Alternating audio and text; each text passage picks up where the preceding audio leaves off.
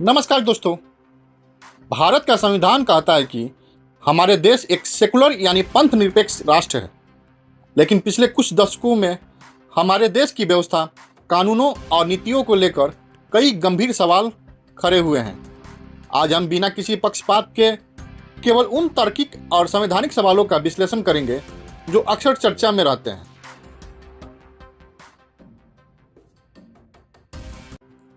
बड़ा सवाल उठता है कि देश के सेकुलर ढांचे पर साल 1976 में 42वें संविधान संशोधन के जरिए संविधान में सेकुलर शब्द जोड़ा गया।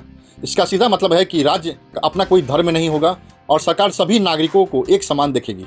लेकिन सवाल यह है कि अगर देश पूरी तरह सेकुलर है तो यहाँ एक अलग अल्पसंख्यक मंत्रालय और अल्पसंख्यक आयोग की क्या जरूरत है?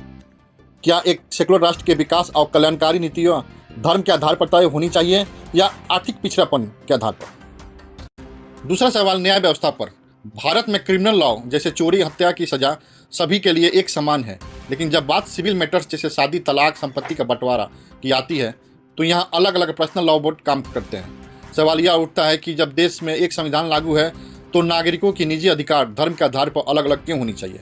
संविधान का अनुच्छेद 44 भी समान नागरिक संहिता यानी यूनिफॉर्म सिविल कोड की बात करता है, तो फिर इसे पूरी तरह लागू करने में इतनी देरी क्यों? तीसरा और सबसे संवेदनशील सवाल है कि धार्मिक स्वतंत्रता और उनके प्रवर्धन का। भारत में कई राज्यों में बड़े और ऐतिहासिक मंदिरों के प्रवर्धन, उनकी भूमि और उनकी इनकम पर सरकारी नियंत्रण है। तो सवाल यह है कि क्या सेकुलर सरकार को किसी विशेष धर्म की पूजा स्थलों को नियंत्रित करने का अधिकार है? और अगर ऐसा है तो यह नियम चर्च, मस्जिद या अन्य धार्मिक स्थलों पर समान रूप से लागू क्यों नहीं होता है? क्या कानून की नज़र में सभी धार्मिक संस्थान बराबर नहीं होनी चाहिए? दोस्तों, यह सवाल है जो देश के बुद्धिजीवियों, न्यायालयों और आम नागरिकों के बीच लगातार बहस का विषय बने हुए हैं। एक मजबूत लोकतंत्र वही है जहां हर कानून पर स्वस्थ और तार्किक चर्चा हो सके। इस पूरे विषय पर आपकी क्या राय है?